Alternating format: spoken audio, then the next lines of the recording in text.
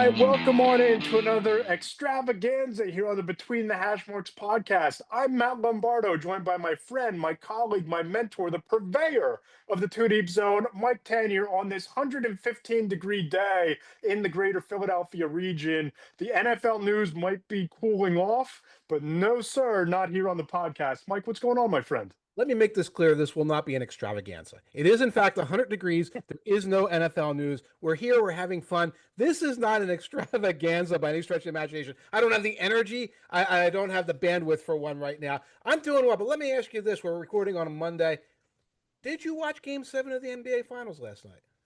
I caught about 47 seconds of game seven, and it was the worst possible 47 seconds because I happened to turn it on and witness Tyrese Halliburton rupture his Achilles on live television. And with it, there goes the Indiana Pacers' chances. But you'll be probably envious of this. Yes. I did somehow, even though it was only 8:30, 8:45 at night, I did manage to sneak in a baseball nap during Phillies Mets. I somehow dozed off during Phillies Mets, and I look up, and Kyle Schwarber's being interviewed after the game, and I'm like, oh, well, that must be when they rang the bell against the Mets, and that's a good thing. So a baseball nap is when baseball puts you to sleep, Yes. which is, in other words, baseball, because baseball puts me to sleep. Yes, I remember fond memories of my teenage years falling asleep on the couch in my grandmother's sunroom of the beach house down the shore, where it's a Sunday afternoon, the Uh, breeze is coming in off the ocean. Back then, Harry Callis is calling the game, and you wake up and it's like, oh, it's the seventh inning of the Phillies game already. How did that happen? And then you walk down and you stroll the beach and you come back and you enjoy yourself the rest of the day. Right, that's beautiful. Now you have kids, so it's more like I'm exhausted. I'm watching a Yeah. little baseball. I'm enjoying it, and then like non-stress hits your body and you pass out. Any alcohol involved? Not last night. I think it was just, we took the kids to the pool late in the afternoon. It was like 150% humidity and 89 degrees at 4 o'clock in the afternoon. And by 8:15 with the game on, I think I was just shot. Everybody else was in bed. I'm thinking I'll settle in and watch a great game. It didn't happen for me. Little in, fell asleep, and you woke up to the final score, and you missed most of the NBA Finals game, which was a little bit like the Eagles against the 49ers in the playoffs a couple years ago, where Brock Purdy gets hurt. And it's like, well, that's it for the game, and for the rest of the game, you're like sort of contemplating that injury and possibly hearing a little more whining. I recognize this was a big injury, but hey, superstars get hurt. You have to keep playing. Yeah. And fans have to kind of adjust this. I've been hearing some very 40 whiner-esque Pacer whining this morning. I said, sorry you guys lost. Have you? Huh? Have you? You've heard some Pacers 49ers esque complaints? Yeah. It's like this doesn't even seem fair. And it's like, that's sports, buddy. Yeah. That's sports. It's not fair. Sometimes your guy gets hurt. It happens. The Eagles had Carson Wentz get hurt in the playoff game a couple of years ago. And we got knocked out by, I think it was the Buccaneers. And it's like, well, that stinks. That's terrible. I don't want to hear it's unfair. State unfair, Lisa. State unfair. Right, and the problem comes in the same people who are saying that the injury in the postseason makes it unfair. They'll turn around, they'll complain about load management during the regular season and guys not playing enough. But because they're playing so much and there are so many games, you don't do a great enough job of managing these guys' schedules. The body starts to break down by the time you get to June basketball. It's just Right. too much. And you didn't see it years ago because guys would be just half-assing it through games in December and January, and you just sort of like, okay, that's the way it's played. But now it's being played at a higher level. I don't want to get into load management and all, but like we had the Stanley Cup Finals last week. Now we had the NBA Finals, and we hit this great barrier where until Yeah. camps open for us. Now, for most fans, it's like, well, when Labor Day, when college football starts, NFL starts, whatever. For us, camps start in like mid-July, but there's this 3-week window where the sports get really kind of gnarly, especially if you're a baseball napper. Kind of meh. It gets kind of meh out there in the dog days of summer. Right. Now the Phillies are playing well, so in our area we got a pretty good team we can follow. Baseball is that. I'm going to hit you with some summer sporting events. Give me a smash or trash, whether you enjoy them in any way, hate them, interact with them. I'm going to start with a simple one: the MLB All Star Game. Trash it. And here's the thing. I was thinking about this as soon as I got the email that we were going to talk about these things. My mind went all the way back. You'll appreciate this as a former educator. I think it was 10th or 11th grade math. wrote an Okay. entire dissertation on the unnecessariness of all-star games in general. That this is probably 15 years ago. I was ahead of my time. The all-star games had lost their luster because you see all the players that you only used to see maybe once a year because there were only, a handful of channels, a handful of games that were broadcast showing your home team and nobody else. I don't need to see, Bryce Harper and Shea Otani on the same team. I don't need to see the All Star game. I don't need it to be propped up that the winner gets home field advantage in the World Series, which I don't even know if that's still the case. It's probably not. But I used to love All Star games as a kid because you see everybody in each different uniform and hat coming together. They take the class photo. It's really fun. Right. They've outlived their usefulness for me. I am trashing the MLB All Star Game. And that's all All-Star games, I guess, for you. Yes, goodbye. Now, I'm just pointing out you're in 11th grade math class and you're trying to get an A with a hot sports take. Oh yeah, there's nothing unusual about that. I was in Humble Brag, the gifted slash high potential program in elementary school, which is Uh-huh. probably why I'm so riddled with anxiety in my high 30s, right? This is But getting. there was a time, and you will love this. It's 1999, April of 1999, and I'm debating my best friend in second grade or whatever grade it was. It was probably older than that, probably like fourth or fifth grade. That the Eagles needed to take Donovan McNabb over Ricky Williams, and Mhm. Mrs. Colfer, the gifted high potential teacher at the time, came over to us and said, "Guys, you need to get back to building your toothpick bridges because you're never going to go anywhere in life just talking about sports." Well, here we are. We get to tell the story on the podcast to thousands of listeners that the hot take discussions date all the way back to elementary school, and now we're running a Substack and a podcast. Yeah, yeah. That ending kind of. This is turning into therapy a little bit, ladies and gentlemen. You can subscribe and leave a 5-star review because I think deep down Matt needs it in a in a way that's not just financial. But I thought you were going to tell me you were in the math class where they kind of accept anything from you as long as you're engaged. Because I don't think in AP Calculus we were looking for hot takes. But I want to agree with you right there in terms of the All Star game because when I was a kid it was very exciting. Like, oh my God, that's Jerry Rice. Oh my God, that's Yeah, Reggie Jackson. You would never see these dudes except at the All Star game and then maybe in the World Series that you knew from baseball cards. And right. and from This Week in Baseball, if you're old enough to remember This Week in Baseball and stuff like that. So this was a fun thing to see them out there. And now, I don't know, maybe for baseball fans, it's a big deal, but you watch baseball sometimes. I like baseball. I very rarely fall into the baseball nap, but I do like baseball. I do enjoy it, but it just seems like when you need to prop it up, that your World Series home field advantage is determined by the outcome of an exhibition game. You've outlived your usefulness. You're no longer serving the generation that had three channels on TV and a couple of games a week, and you got to see Barry Bonds once a year, right? Like you've outlived that usefulness, in my opinion. It used to be fun. It used to be a mark the calendar event. Not anymore for me. And the original thing that they used to prop up the All Star game was starting to get less popular, which is now an institution in its own right, is the home run derby, smash or trash. Smash. Oh, so you like the derby? I will tune in the day before the game for the Derby because chicks dig the long ball, and so do I, right? Get myself a nice IPA. The local brewery around the corner has this great light coffee stout. It's a blonde ale, but it's a coffee stout. It's incredible. You would dig it, I think. Pour yourself one of those, prop your feet up. You get the air conditioning going. You watch the home runs. It's a spectacle. Give me more home run derby, less All Star game. I guess I do appreciate it in the sort of sense that like it's just a random night in July and it's on and it's brightly colored and there's home runs and there's people chit-chatting and joking and it seems like an excuse to crack a beer, which sometimes as parents it can be hard to find the excuse to crack the beer at that time, on a weekday. But like I can't tell you who has won like ever. No. Like not since like the days of steroid heads. Like I couldn't tell you who wins these home run derbies. So I'm going to put it on a moderate smash because it qualifies as well. There's nothing else on. But you're a big you're a Yes. You're a big fan. I'm, Okay. I'm I'm a big fan. I'm not going to say it's quite appointment television, but as a mile marker of the summer, and as you said, a random Monday or Tuesday night in July, I'm in. I will plop myself in front of the TV. I will leave Netflix be for the night and watch the home run derby. All right. All right. So we're gonna go into the weeds a little bit. Something to do at night to something to do in the morning. What about Wimbledon? Moderate trash. Okay. Moderate trash because I can't get into the entire tournament.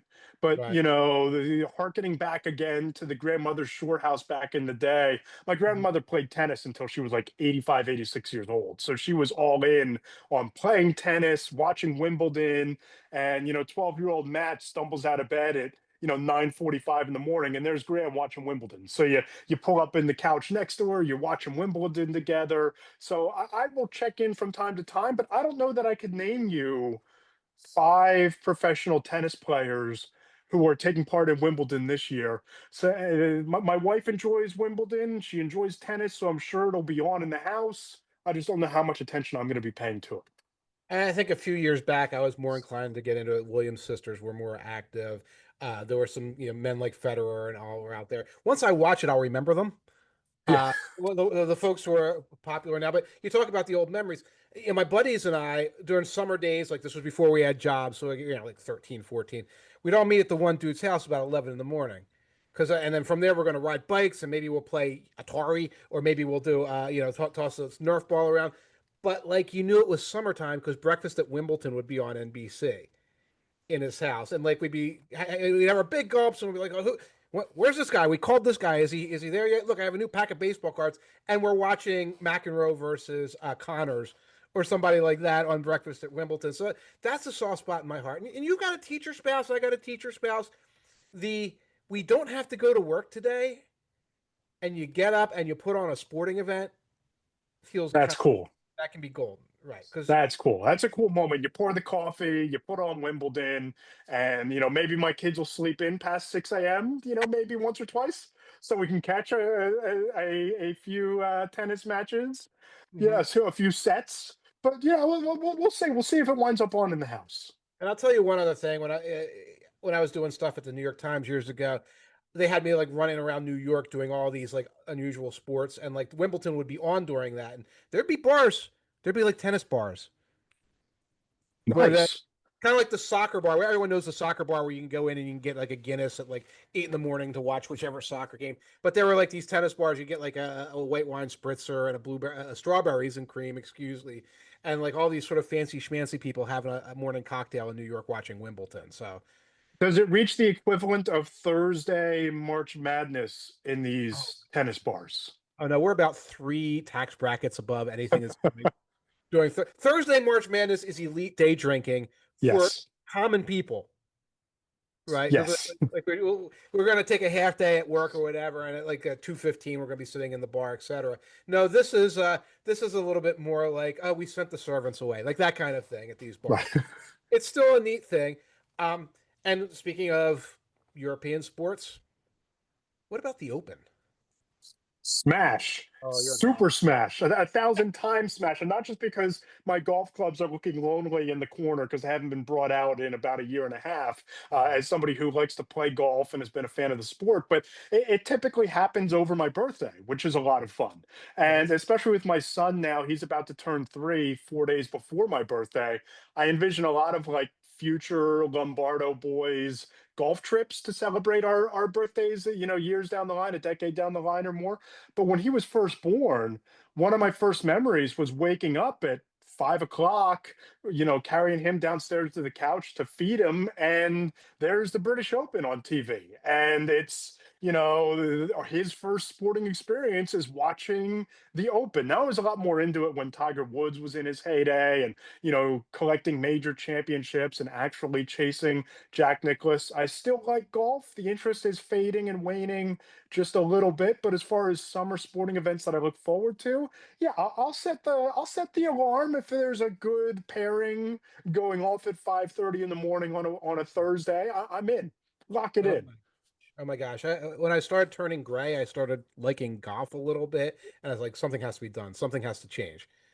Like, I go grab my old punk rock albums and stuff like that to just get out of this. So the Open's a trash for me. If I find myself watching golf, I start to ask the question, who have I become? What am I doing with my life? Shouldn't I be mowing the lawn? Shouldn't I be going to the gym? Shouldn't I be writing something? Shouldn't I be taking my wife for breakfast or whatever? I just can't do it with golf.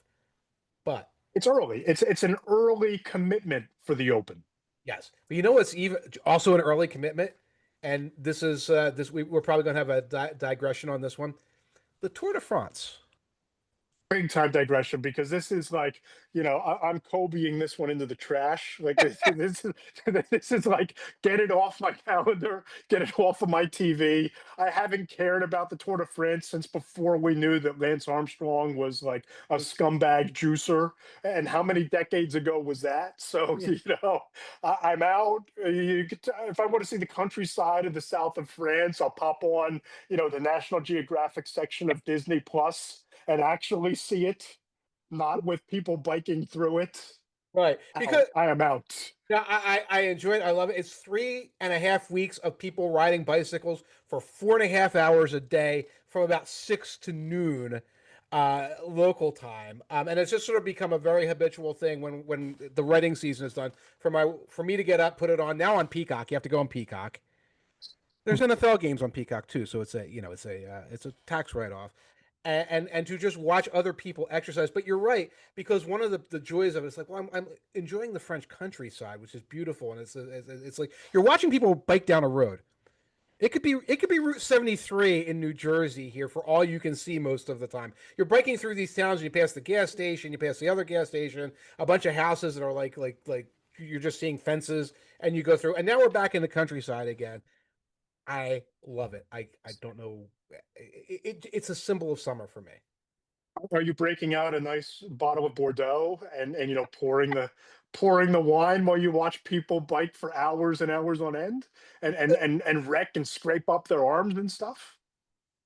You say that now. I'm usually sober during it, Okay. with a lot of nice coffee and things like that.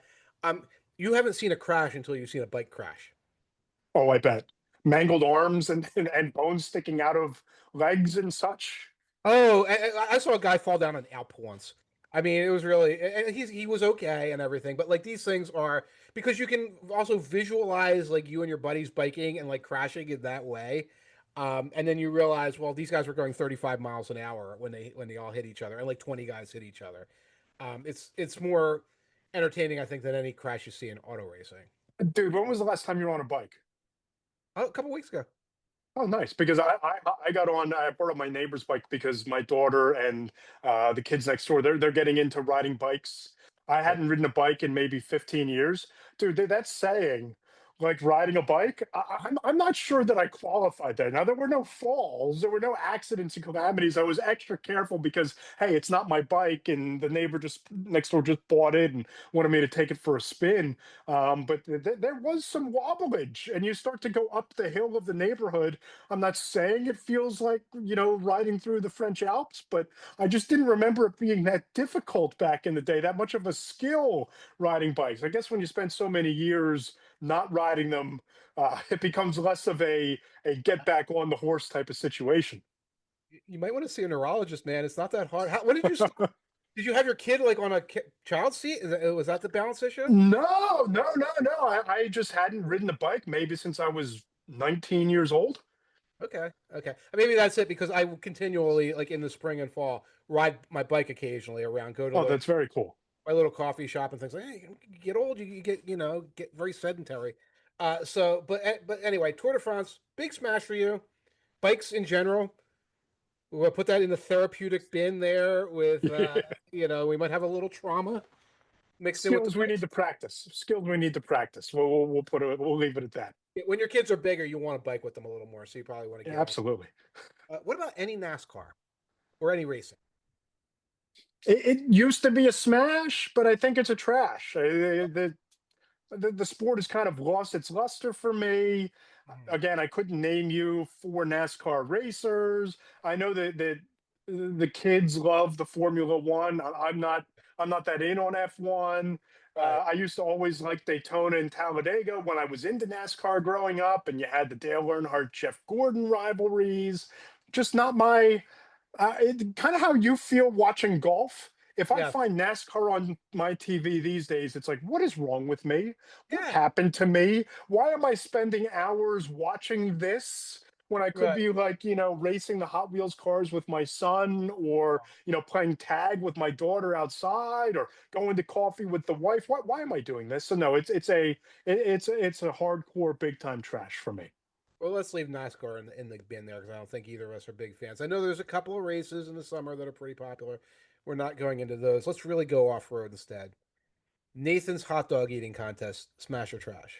Big trash, like repulsive trash. I can't watch people gorge themselves on hot dogs the way that Joey Chestnut does. I can't do it. I can't do it. Did you ever get interested in Wing Bowl here in Philly back when that was popular? I'm embarrassed, but I'm not sure that the interest was because of the wing eating. Do you not remember what happened at Wing Bowl? Do you not There were remember what wing that girls, event? right? And there was Yes, drunks. the wing girls and the drunks and the drunk girls in the crowd at Oh, 6 a.m. so you would go. You I, I'd wouldn't. go for the ambiance. We'll say. I'm trying to build a okay, so your second grade teacher told you were never going to do anything with your life unless you stopped doing sports takes. You got through math class through sports takes. You stopped you would sleep through baseball games on your grandmother's atrium, like Beach house. beach house. You stopped riding a bike and immediately started going to wing bowl so you could ogle the wingettes. Sounds about right. Oh my goodness! And this is working for a rival radio station, was it? This is when you were younger. This was when I was younger, probably, early college years, like freshman, sophomore year of college. It, Yeah. I found it. I would listen to it. I never actually attended one. My buddies would attend them. I'm like, what are we doing? What's going on? Yeah. I find that gross. I find it gross when somebody says, I'm going to do the burger challenge. What's the burger challenge? Any place that has like a burger challenge, we're going to eat the burger. Oh, right. It happened one time in Mobile at what's that place? Lotus. Yes, the Lotus Beer Garden. Lotus Beer Garden had a thing where they have the burger that's on they're not Krispy Kremes, they're local Mobile donuts, and they had like they put like two patties and like 15 strips of bacon on the thing, and some dude had to eat the whole thing, and a bunch of us were watching it. And it just became extremely uncomfortable. Like, why? Why are you doing this? Why? And I mean that doesn't even account for dipping stuff in water and stuffing it down your face.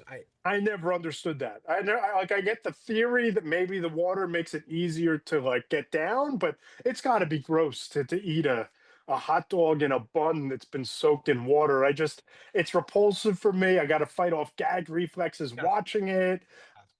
People love it. I mean, is there anything more quintessentially American than watching people stuff their face? I feel like I'll see it on social networks, and everybody's commenting on it, and then I realize the people who are commenting are the people who comment on everything. Yeah.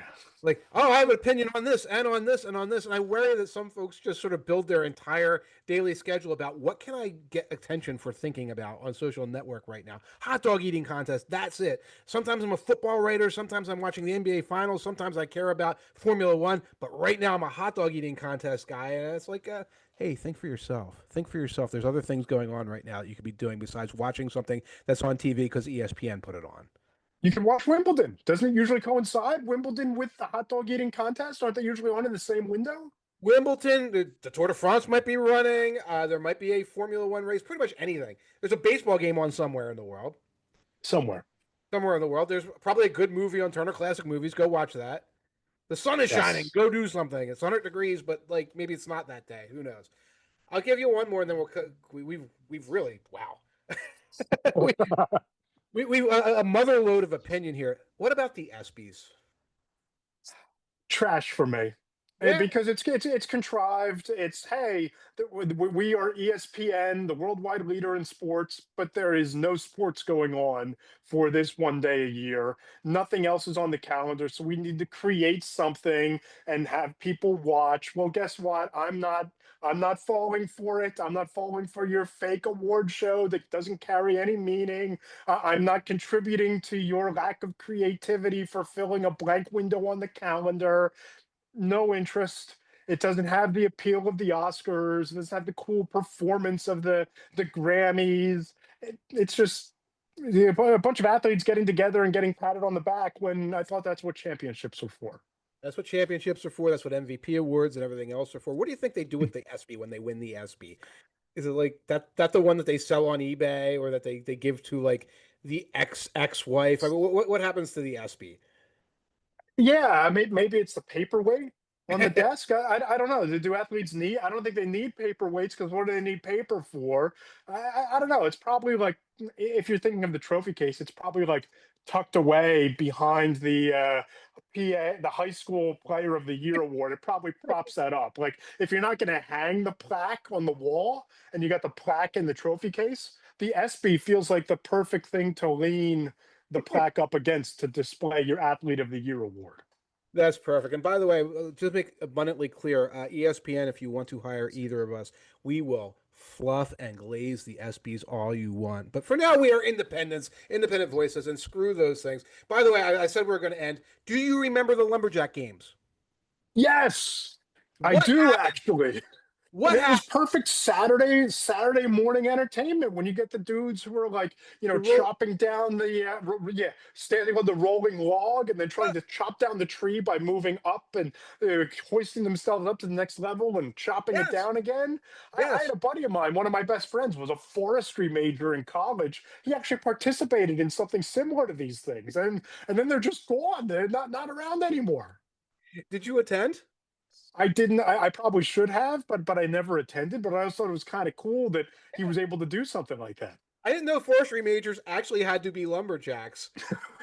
Like I thought it was science. It's like no, you gotta get that freaking tree down now. Down now And it's not quickly. it's not just lumberjacks. It was lumberjills. It was a co-ed competition. There were the jumping dogs. It was Mark Malone hosted. Yeah. What happened? Why don't And we then get this? that and remember the strongest man, Yes, world's strongest man, where the dudes would be like pulling the 18 wheeler with the women like sitting on the hood of the truck, pulling it down the street, and then like throwing boulders that are the size of my house. Like what happened to these things? that was actually sponsored by a giant steroid. Like No, it wasn't. it was actually sponsored by Steroid Incorporated. I don't know, but I have a funny feeling that was one of the issues there, where people were saying, "Oh, we're going to test these guys for HGH and steroids," and after that, they're like lifting dumbbells because they don't have anything left. But Lumberjack Games, it was sponsored by Steel and Troy Yeah. Built and John Deere and everything like that. Bring it back, bring it back. I'll buy a new hedge trimmer if you bring these things back. I agree, and I'll set my TV to it every morning, every Saturday morning with my coffee. It'd be Yep. great. It'd be fun. Great way to fill the time. We have gone completely off the rails here, but we got our personalities shine through every now and again, and it's 110 degrees outside. So, what a perfect day to look ahead to what we have to look forward to between now and camp opening. But it is the dead period, and I woke up kind of feeling June-ish of what the heck are we going to do for the next few weeks when it comes to the NFL. But there are some big storylines, Mike, that are worth monitoring over No, the next few weeks here. there are not. There are not. There are not big storylines. There are not. I know you've got something Trey Hendrickson spooled up for me right now, and Bengals are cheap, not a storyline. That's a storyline. That's a story. Anyway, I thought we would come up with three things. You're right. I'm going to steal, by Yes. the way. It's feeling June-ish because it's Yes. good for sports writers, good for teachers too. You're feeling June-ish. Do not bother me right now. I just got done. I'm done the almanac. I'm done everything right now. I want a couple of days off. You're like, come on, let's podcast. I'm like, what are you doing to me? But but feeling June-ish. But I said, let's come up with some of the things during these doldrums that we're going to be Yeah. monitoring. Now, these aren't camp stories. That's a couple weeks from now. These are things that could be developing over the last couple weeks, and each of us are going to pick three of them. Yep. Yep. You want to start with your first one? And let's start with my first one, and it is I'm going off road a little bit with contracts. I think we know there are contracts out there. I'm looking at the Sauce Gardner and Garrett Wilson contract situations with the New York Jets. I know that they just started opening serious negotiations. I think I've talked about this on the pod before. I don't care about the 2025 Jets at all, but if the Jets are ever going to be good again, they have to stop taking their high first round picks who look good in their first and second years and turning them into these resident malcontents. And one way they usually do that is suddenly like getting weird about the contract extensions right at the time that these guys start to be thinking, wait a minute, I need to either get paid or get a ring. I know I'm not getting a ring. When am I getting paid? I want to see the Jets like maybe 4th of July or whatever say, we got Sauce. He's now the highest paid cornerback or whatever. We got Wilson under contract. I know Jermaine Johnson's another guy they're looking at. I want to see the Jets show signs that they have a long range plan in place, that they're not just living in the moment and just trying to survive the post Aaron Rodgers apocalypse in their building. Yeah, the Sauce Gardner situation is perhaps the most fascinating contract situation out there, not including Micah Parsons, because of everything you talked about, and because of the fact that Aaron Glenn arrives and you're trying to instill this new attitude, this defense first. I asked around a little bit a couple weeks ago about Sauce Gardner and what that might look like. And I had an agent tell me that he'd be going for top five cornerback money if he repped him. But his instinct is the Jets probably want to see one more year and 1 year in Aaron Glenn's system, which it feels like a mistake when you have a player that's probably top three, top five at his position.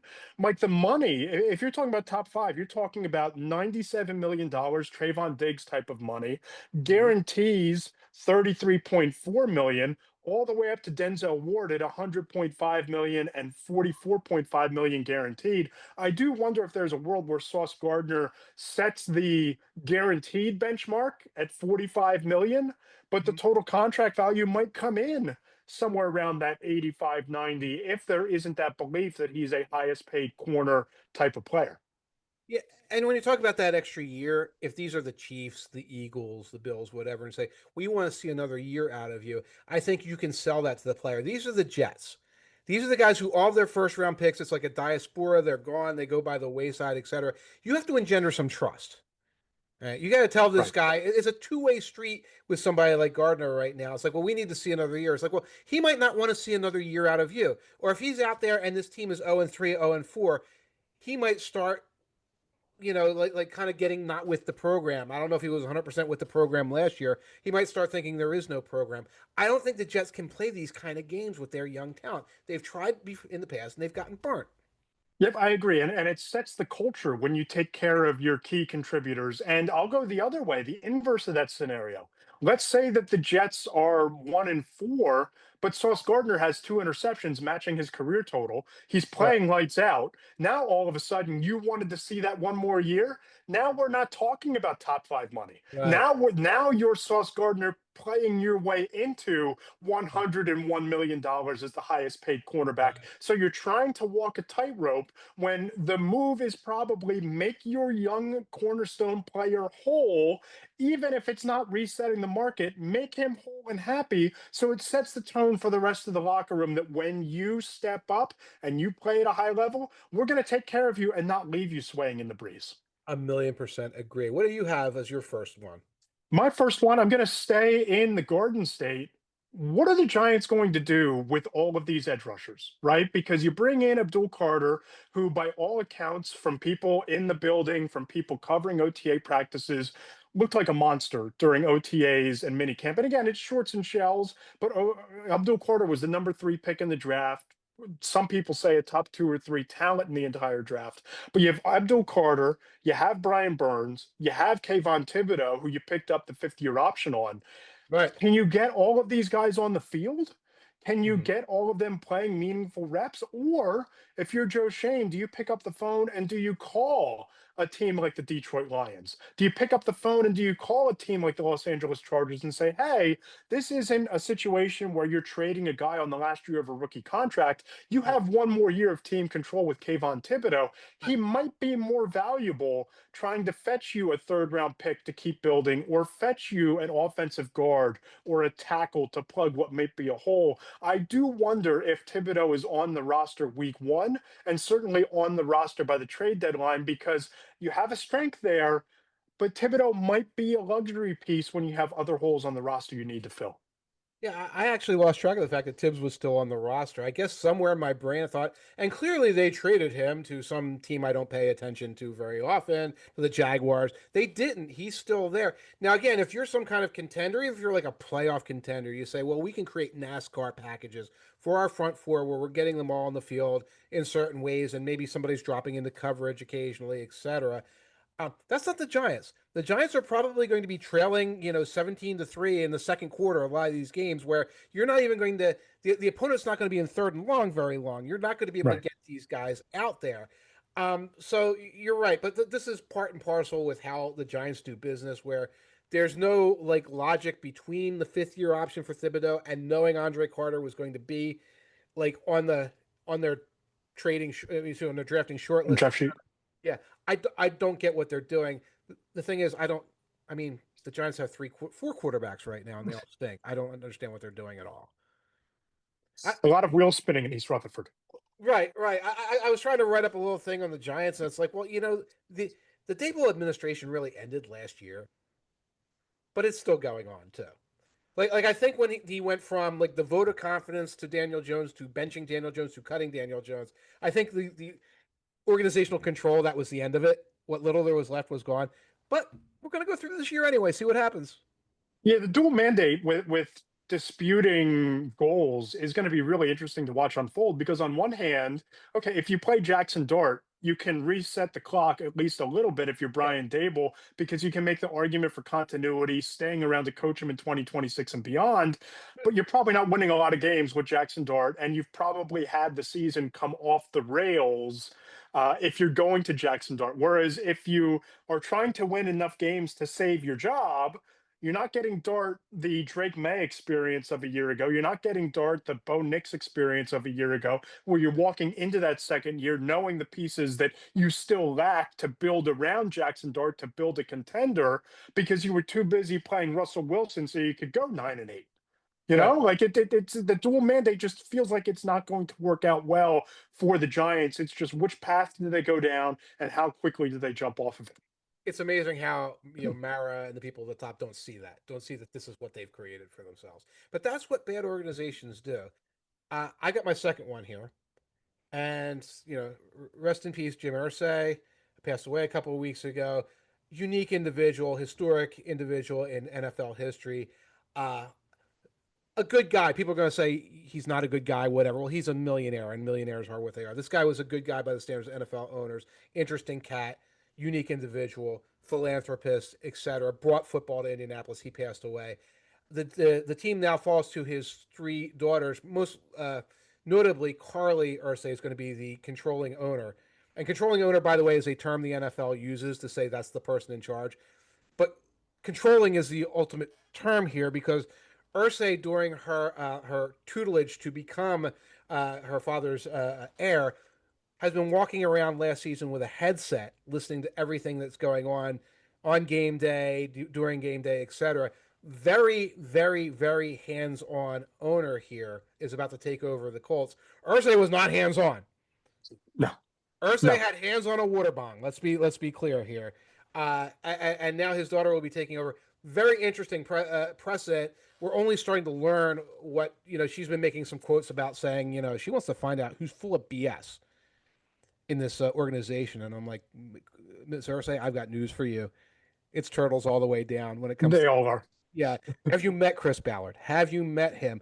But like I want to just like forestall anything. This is not some sort of thing because she's a woman. If Cal McNair was walking around with a headset, first of all, it would be his Call of Duty headset.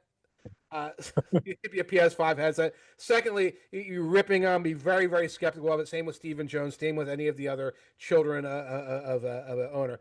And so that level of skepticism for Carly Ursay as well, walking around acting like a coach, listening in on plays and things like that. I'm not so sure that there's a precedent or a comparable scenario or situation in the NFL to this. I don't know if I've ever seen an owner, maybe Jerry Jones is that hands on, and we've seen how that's worked out in Dallas. So as acting as the GM in addition to the owner. But Jenny Buss with the Lakers, really hands on in the NBA. If she wants to wear a headset from the evaluation standpoint and get a sense for how things are operating, more power to her, more power Right. to anybody in that situation. I mean, as long as there isn't the two-way headset where you're calling out, "Hey, it's 3rd and 2. Why don't we run a fake draw screen pass here?" As long as that's not happening on a Sunday during the game, Mhm. eh, it's her franchise. You know, if she wants to make a more informed decision, that's how she does it and goes about it. Fine, but as you said, it's not because she's a woman that you feel one way or the other. It's just because it's so outside the box on how owners have acted in the NFL forever. Usually, you hire your GM and you step away and let them run the football side of things. But I don't have a huge issue here, but again, it could quickly devolve into a Jerry Jones Right. too hands-on in the decision-making process to be successful. And it screams of micro management, where you're not even like calling in the head coach after the game and saying, "Well, why did you run that play?" But you're sitting there listening to the conversation before the play. And it's like, well, the coordinator said this, and they said this, and they said this, and everyone knows the big boss is listening in on all the situation. You know this. You don't want a Yeah. senior editor listening in on you giving an interview or conducting an interview or things like that, because all of a sudden you start getting. We've worked for some of these people. You get asked these weird questions and things get crazy. I'm not wishing that on the Colts or saying that Carly Ursay is like that. Any boss I've ever encountered that tried to be that micromanagement oriented turned out to be a nightmare. I'm sorry. Yeah, it's more intimidation than anything else. Right, right. It makes everybody just be on their toes and not in like a healthy way throughout the game day, week, whatever, what have you. What else you got? Yeah, my second one here, we're going to take a little bit of a break here leading into training camp. I do wonder, is Kirk Cousins going to be an Atlanta Falcon when training camp and eventually week 1 of the regular season opens? Because Mike, the Falcons, are they really going to pay him $51 million to be the backup quarterback? When you look at how that contract is structured, if they trade him or if Mhm. they cut him post June 1, which we're now in a post June 1 world, they create $27.5 million in cap savings this year while splitting the dead cap money over the next 2 years, 12.5 million in 2025, 12.5 million in dead cap in 2026. You have Michael Penix, who you're all in on supposedly, who you're optimistic about in this offense with Drake London and Bijan Robinson and Kyle Pitts maybe contributing something and Darnell Mooney as a solid number 2 wide receiver. You have this window now to build around your rookie quarterback, the coveted rookie quarterback window, but you've tied up $50 million more in the backup. It just doesn't make sense. It's very, very Falcons-ish. Very Falcons. It's very cover your ass situation where you realize now trade value is not there. Trade value might materialize if there's an injury during camp. So without being able to save face by saying, "Oh, we got a third round pick for him" or whatever, which no one will offer, the other option is cutting him, and the optics of this look horrible for you as an organization. You know, he's a respected guy around the NFL. You got 1 year, like 3/4 of a year with this guy, and you cut him, and you eat all of that dead money. So you look foolish. So now you're making a more foolish decision to not look foolish, because if you just keep him on your roster and be like, well, he's a backup, he's a mentor. Maybe we'll get 2 first-round picks for him if whoever gets injured, etc. And nobody's buying it. Nobody's buying it. Everybody's playing chicken with this organization, and it's it's very Falcons. It's not optimized. It doesn't make any sense, and yet they're doing it. And not to mention, if they decide to cut him and move on now, what purpose would that have served other than saving the cap space against the salary cap? Because you're doing a disservice to him because he didn't do it in March when he could have latched on with the Mhm. Pittsburgh Steelers. He could have latched on with the New York Jets. He could have latched on in any number of these situations and teams that were looking for either a starting quarterback or a bridge to a rookie that might have paid a premium for such a thing. You'd be cutting him before training camps open or during training camp. I think that if you're Kirk Cousins, and you never want to wish injuries on anybody, but if somebody does get hurt for a contending team, that's when the Falcons might gain back a little bit of leverage where they can call up and say, hey, how about a second round pick for Kirk Cousins so that you don't fall into the top of the draft versus being a playoff contender. And that's what they're hoping for. And I just find it that's just kind of sad because it involves an injury somewhere and boring. Yep. Like, Boring. oh, we did. Well, Baker Mayfield got. Well, it wouldn't be in division. It would have to be somebody out of the division. Sam Darnold got hurt. And so we're going to bring in Kirk Cousins.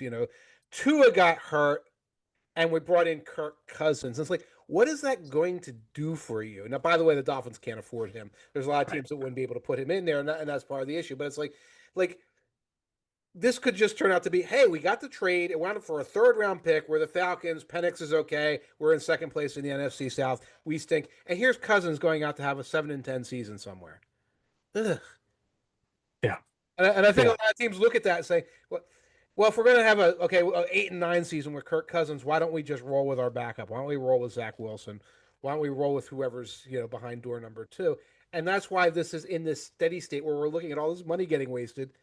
And like, well, why is it like this? And the answer is because that's the way it is. That's who is And, that. and it's really a win-win situation for Kirk Cousins, right? Because if they don't move on, you're cashing $50 million or whatever it is, and if they do move on, you're going to Yeah, get to be a starter somewhere, and you're going to make 50-ish million dollars, whether it's from the Falcons, a portion of it, or the team that you're playing for. It's kind of a win-win financial situation for Cousins. It's just from somebody who loves and is fascinated by the process of building rosters and how general managers think and how franchises operate. It's just an awful allocation of resources to have that much money tied up in your veteran backup quarterback when you're supposedly all in and trying to build a window around your rookie second year quarterback. I'm going to ask you something. And this came up when I was writing the chapter for the Falcons for the FTN Almanac. Who actually runs the Falcons? I guess Terry Fontenot, maybe is I it? thought you would Does have some. Is it fun? No, is it McKay? is it Arthur Blank on a headset? I mean, it's one of these. It's one of those situations where you look at a team and you just wonder how they operate the way they do, and how they always seem to go down this road and find themselves in these type of situations. It's not Raheem Morris. He's not doing personnel. Every other team, if we say who does the buck stop with, you have an answer. It stops with Jason Light. It stops with Andy Reid. It stops with Jera, with Steven, on the side. It stops with Howie, etc. With the Falcons, it's like, I think McKay might actually make the big decisions, and Fontenot makes the little ones. Arthur Blank makes the really big ones. Ryan Pace is there. If you look, he's still working a job there someplace. And Raheem Morris, all the defensive players, that's probably him. And that's how you make decisions like this. Yeah, that's how you And, find yourself paying $50 million for a backup. right. The buck doesn't stop with any one particular person, and everybody can turn to the other. It's like, was this your idea? I don't know. Maybe it was your idea. Who do we say? Who cares? Go out there. The buck stops in Kirk Cousins' wallet. It sure does. It sure does. So, my final one, and we have to talk about the one piece of news that comes out is that Shador Sanders can't drive 65. Ah, And on the one hand, I don't care. And on the other yeah. hand, first of all, this is illuminating. Oh, why did he fall into the fifth round of the NFL draft? Oh, there's like layers beneath the surface of who this individual is, and we're going to start discovering them in the days and weeks to come. He's had 2 traffic violations during a time of year where we should not be hearing anything about anyone. So it's illuminating on that element. And it's also like watching a little bit of a slow motion train wreck, tire fire emerge. Where and I don't like seeing a young individual waste their potential, but you're kind of seeing it happening in real time in the public spotlight, and I'm wondering what the next layer of this is going to be. Yeah, this is one of these things where, and it's just hypothetically speaking, I do wonder if there were more incidents like this in Boulder, but Mhm. because you're in the cocoon of Colorado and of Deion Sanders as the head coach, I do wonder if maybe it was just swept so far under the rug that it never got out. You Yeah. hear all the time about the player who racked up 50 parking tickets while they were on campus, but it never gets out because the program squashes the the university police department from making a big deal about it. But all of a sudden now you get out into the world and things like this happen. I do think it's a big deal, both for the reasons of illuminating why he might have fallen in the NFL draft. But you start to think about the tragedy involving Henry Ruggs and, the speeding incident and the accident Mm. that killed the woman and her dog. Right. And these are the type of things that it just kind of it makes you stay up at night if you're an NFL head coach, if you're starting to see one of your players getting speeding ticket after speeding ticket at that level, going 100 plus miles an hour in a 65-mile-an-hour zone. and coaches don't like worry, right? Worry and uncertainty goes against the NFL mindset and the coaching mindset and what they want to see. It's why this period between June and August is such a nightmare for coaches because they're waiting for the phone to ring and wonder why it's ringing. I just have this kind of sinking feeling in my stomach about where this is going for Shador, and I don't think that it's great for him or the Cleveland Browns. Yeah, and when we talk about, parking tickets getting squelched by the programs and all, it's like, well, who cares about the parking tickets? Well, on the one hand, nobody, but on the other hand, those little consequences help us grow up as people. Yeah, Okay. right. Yeah, the speeding ticket you got like when you were going 45 and a 25 and you had to pay for it and your dad yelled at you, etc., taught you not to speed at a time when you might have thought I'm invincible, I'm not going to hurt somebody I go 100 miles an hour. If you don't learn those lessons, you turn into somebody who might be a little callous in terms of the possible consequences of dangerous things you do, and that sounds like something Shador Sanders might be dealing with right now. 10 years ago, I was covering the Browns during this one of the summers of Johnny Manziel. Okay. And where we would have these things where they were taking pictures of Manziel at the local bar. And a lot of us were inclined to be like, you know what, we're hounding this young man because we're Yeah. taking pictures of this guy at the bar and he could be sitting there having a like one beer and a sandwich while reading his playbook and we don't see it when it's on its lap or anything like that. But usually, when it's creeping out like this, there's a reason, and it's not because this person is being mistreated or mishandled. It's because they're making mistakes that they shouldn't make. In Manziel's case, there were underlying issues, and in Shadur's case, again with the Browns, with Barea, with that whole area, it could just be a matter of a maturity issue that could sabotage his career, if not worse. No, for sure, no doubt about it. We're going to go to my third and final storyline, and it's a layered one. It's three storylines in one. The Micah Parsons contract situation. All right. How does that play out? One, does Jerry Jones get ahead of this? No, And by the time we publish this afternoon, they announced that Micah Parsons signed his extension, which has happened a few times on this show. but not with Jared. Or no, or does it drag on to the point where the Cowboys then find themselves having to pay more because Trey Hendrickson reached some sort of deal with the Cincinnati Bengals because ESPN reported a week or two ago that they've begun talking again? Do the Cowboys have to pay more because the Pittsburgh Steelers signed TJ Watt and the market has reset itself again and Micah Parsons' price just went up even higher than it was before? A lot of layers to this onion, a lot of uncertainty about Micah Parsons' immediate and long-term future based on how these talks play out. But I do think that it's one of the bigger storylines because A, it's one of the biggest star players in the league, and B, it's a premium position with so many other players watching how it unfolds for their own sake and their own contracts. On one hand, absolutely, it's huge. On the other hand, there's this weird combination of elements with it where we know Jared's going to procrastinate to the last minute. We know Always. if he's in a procrastination war with the Bengals, heaven help us all, the sun could go supernova before those two teams combine to make a decision. I think somewhere along the way, the Steelers just pay Watt, and that ends probably right before the start of camp. The third element of this, and I think we've talked about this before, is Micah Parsons is way too chill about his ends.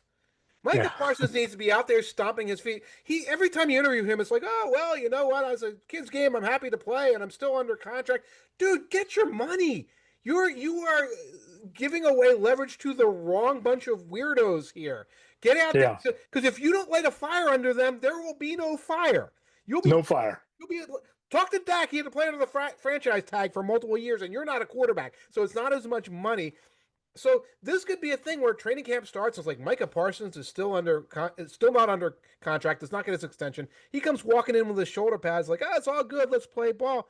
Hey, that's great. If that's the way you live your life, that's fine. Go get your money. It's a dangerous. Right. Cash in. Yeah, cash Cash in. in. Don't give them more leverage than they already have. Right. Don't put yourself in a situation where you're playing on the franchise tag for 2 years in a row, and then all of a sudden you're going through this same song and dance again, and then you look up and you're a Washington Commander because you signed in as a free agent. Right. Like Right. there's just so many ways that this could go poorly for Micah Parsons if they don't get this done. And if you're the Cowboys, do you really want that kind of a player winding up elsewhere 3 years from now, pissed off and motivated to get after Dak Prescott once, twice a year, whatever it might be?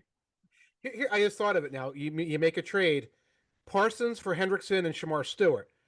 So Henderson and Shamar Stewart like show up, kick the doors down, and like, pay us now. And Jerry's like, okay. And Stewart throws in because Hendrickson's older and Parsons is better. And meanwhile, Parsons just goes wandering. Hey, Joe Barrow. Hey, Jamar Chase. Hey, T. Higgins. You get paid? No, that's good. It's good. Perfect guy to be with those. I'll get some sacks for you guys. We're gonna win a wild card, whatever. Win-win for Let's go everybody. win a Super Bowl together. Let's all win a Super Bowl together, and I'll just be happy, and I'll eat ramen noodles if I have to, but I have a Super Bowl ring, whatever. Perfect situation for both of those teams. Get it done. Get it done one way or the other. Mike, what's coming up on the Two Deep Zone over the next couple days, couple weeks? Oh, I have no idea. Actually, no, I do. We're in the middle of the signature moments, which was your idea. It was a great idea. Is it doing well? You're enjoying it? Are you having fun with it? Having fun with it. Yeah. I'm not out there, looking at every little piece of news coming out of Nowheresville right now. We're right now have the Chicago Bears online, the Detroit Lions will be coming online, and it's a chance to tell the story of the team's entire history with 5 moments, which is hard because some of these teams have been around for 90 years and they're trying to pick 5 moments. It's challenging, it's fun. Check it out. You'll see that like there's old quotes from Sports Illustrated, old clips, all these kinds of things to help you have a little nostalgic tour of the NFL in the summertime. What are you doing? We are knee deep in the grading of the off-season series, which has been a lot of fun. Got a lot of feedback in terms of fans reading how their team or rival teams have graded out and the moves that have been made. Some heavy hitters coming up this week and next week, Mike. We have the Baltimore Ravens. Big move with Jair Alexander, the signing yes. a year ago.